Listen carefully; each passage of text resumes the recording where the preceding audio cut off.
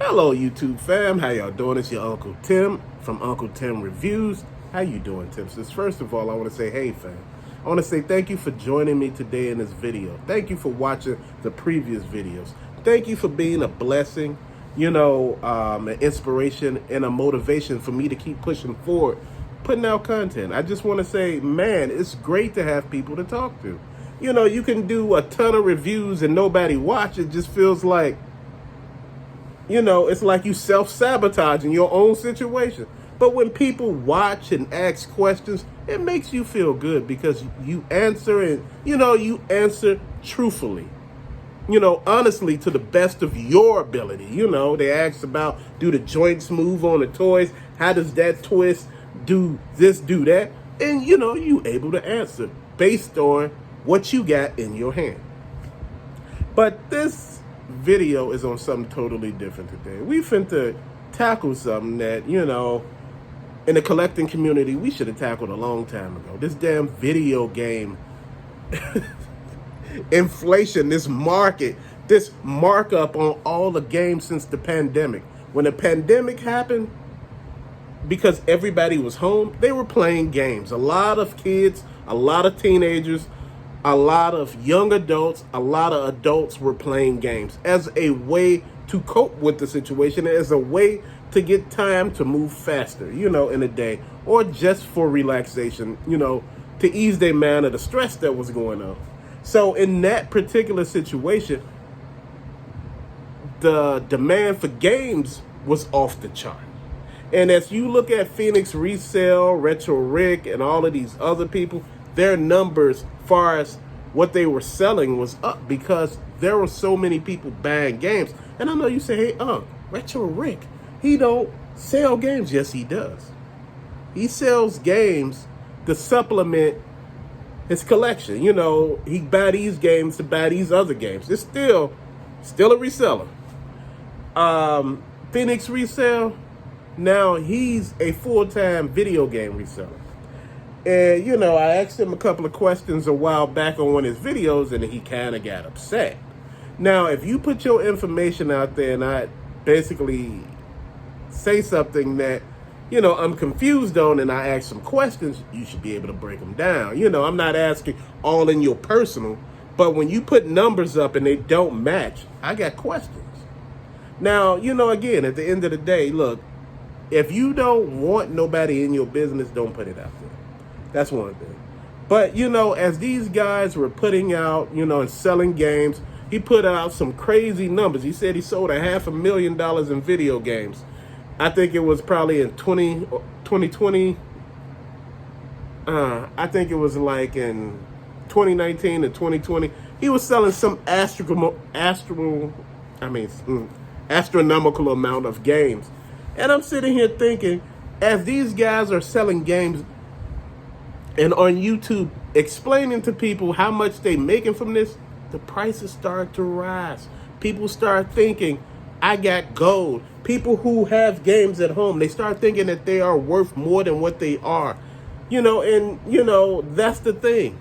Everybody at that particular time became a reseller. They start reselling stuff and start thinking that, it's a hidden treasure in everybody's basement. It's not. Some of the stuff that you have in your house may not be worth anything. And, the bubble in this video game market, if you really want to sell your games, sell them now. If you really want to get out of the video game situation, sell them now. And I'm being serious. Sell them now. This bubble here is about to bust. The pandemic is damn near behind us. And people are outside now. And all the demand for the games, they're starting to slowly come back down. And this is why I'm telling people, if you didn't sell in 2019, 2020, and 2021, you should sell them right now and get them, and get them gone. Get your money if this is what you in it for. But if you in this for the long haul, I tell you to keep them. But just like everything goes up, it has to come back down. And like I said, you're not going to get people paying all these crazy amounts for NES games anymore. People like me, like your father and, probably your grandfather, people who were there when these games came out and have some sort of, attachment with this. And, they say, well, I'm going to collect some of the things from my childhood.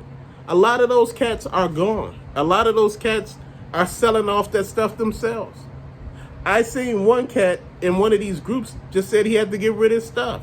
And it was like, man, just get rid of the woman. Bro, look, sometimes I understand the situation. But again, I don't know why people are getting rid of their stuff. It's a variety of reasons. Sometimes, man, you lose your job.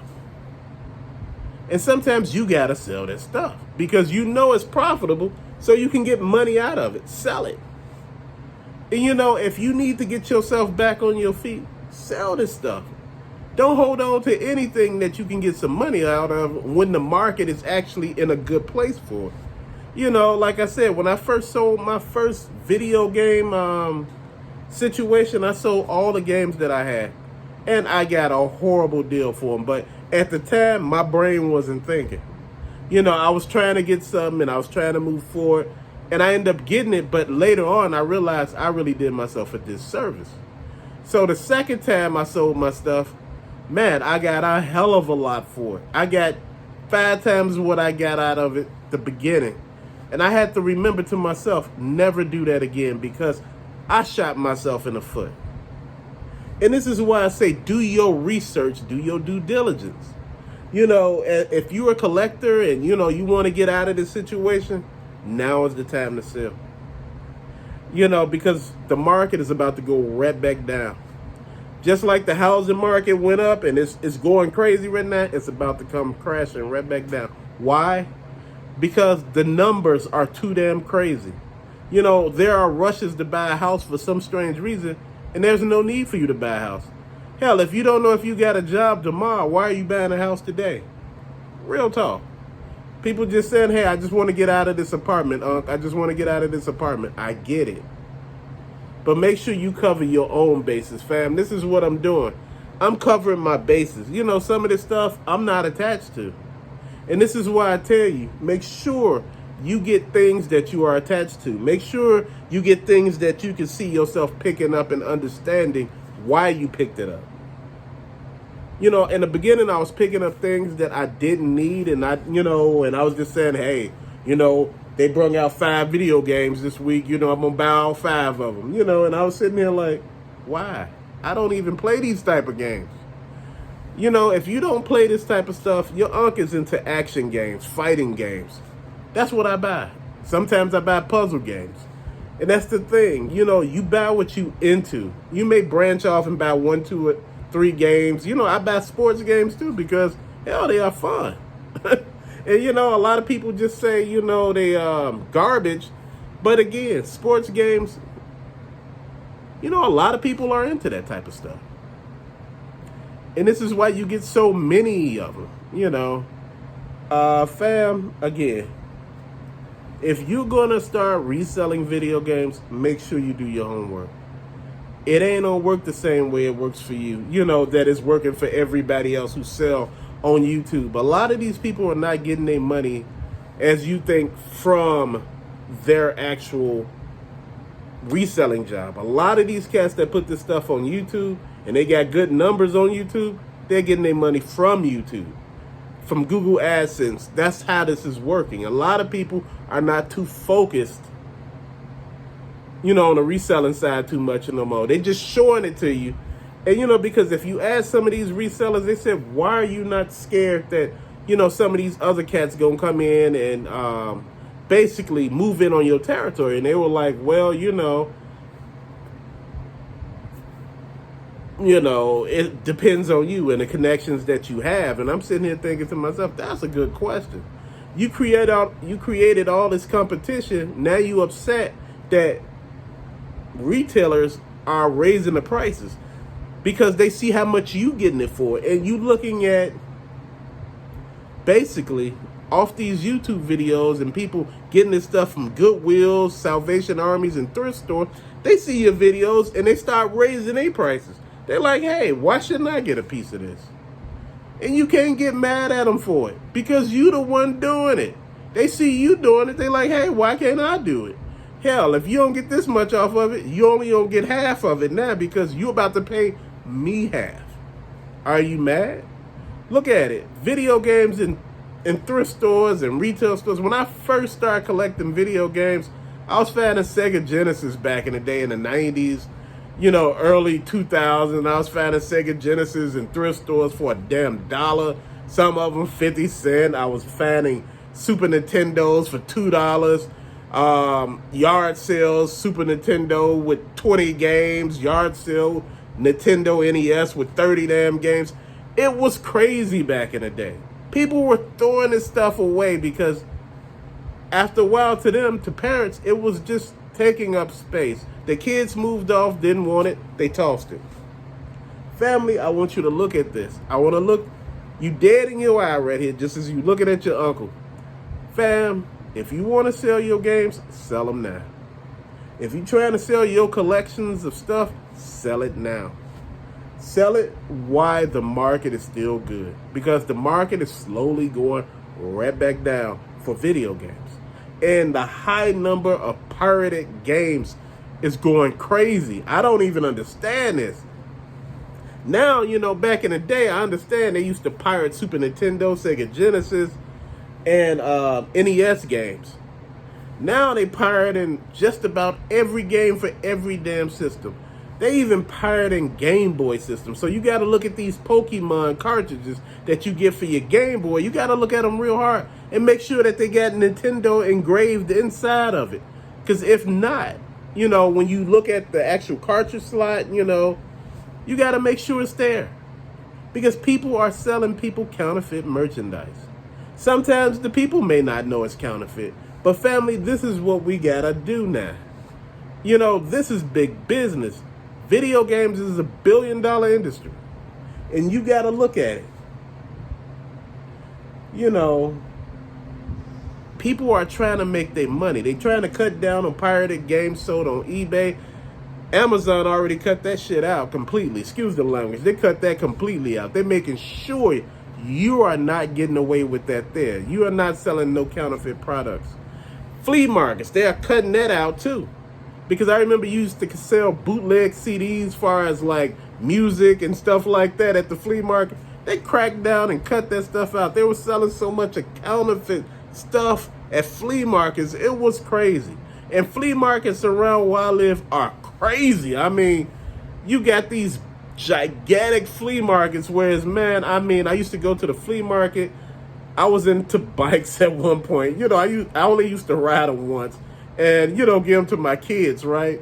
But, man, those old BMX bikes, man, bikes that used to cost like $7,000 or $1,000 when you was little. I was getting these bikes for $25 and $50 damn dollars. I was working on them, fixing them up. Man, I had like 10 bikes in there that will cost almost $1,000 a piece. Fam, this is how you know. Then at the flea market, they were selling RC cars back when I was into them. They were selling them for $5. Tyco RC, Lamborghinis.